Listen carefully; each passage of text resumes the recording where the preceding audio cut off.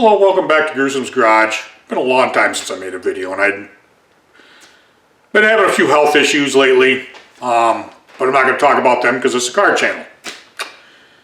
What I'm going to talk about was I got my mail today, and with excitement I got my latest edition of Hemmings Classic Car. Love this magazine. I've been reading this and its predecessor, Special Interest Autos, since the early 1970s.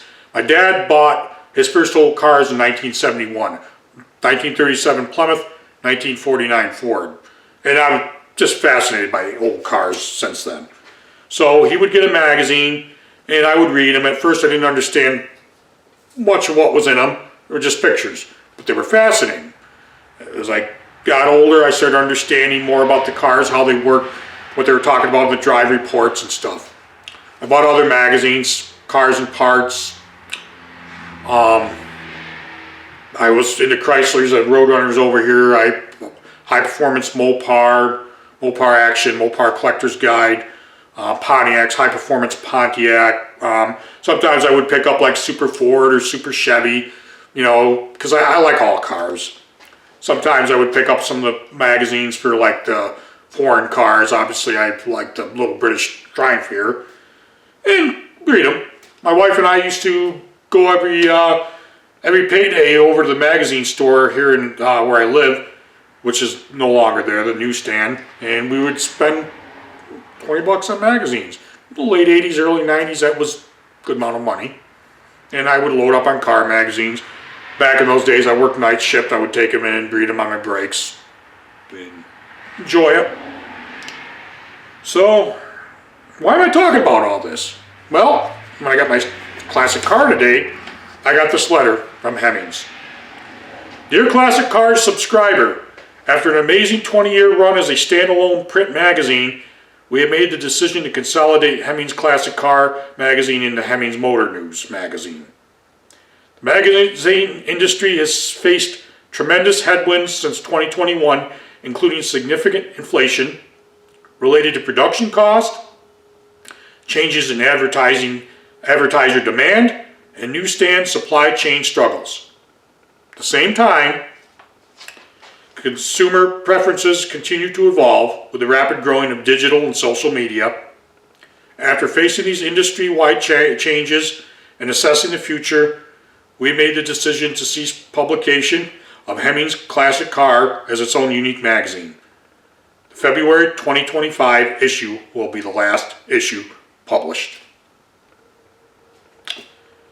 Well, that sucks, but time marches on. I understand Hemmings made a business decision. I get sick of reading that in the news. Company made a business decision, whether they move workers out of lay off workers or they cease publication of a magazine, close a restaurant. Business decisions are a fact of life. We may not like them, but we're also not the ones running the business. And it's not our money, other than the money I spent for the publication or the subscription to the magazine. Well, I don't know what I have to say about it. I'm going to really miss the magazine.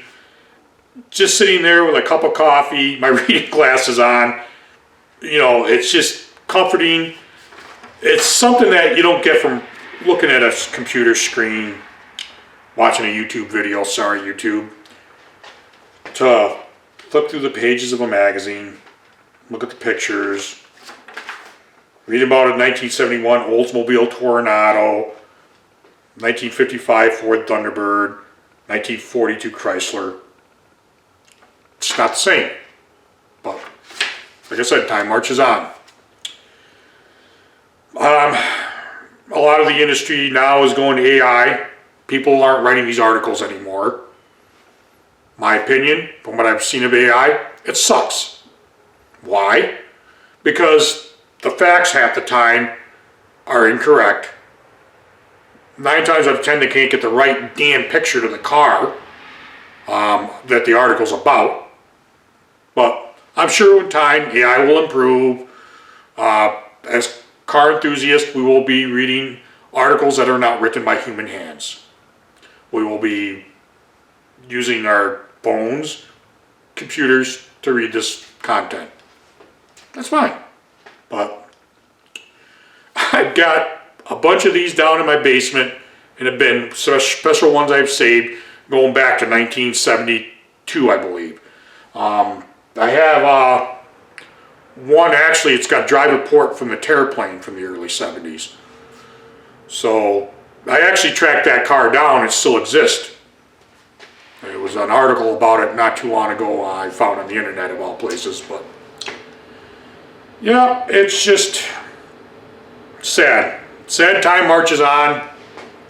Something that we liked in our childhood and young adulthood is no longer around. But we can't go back in time. There's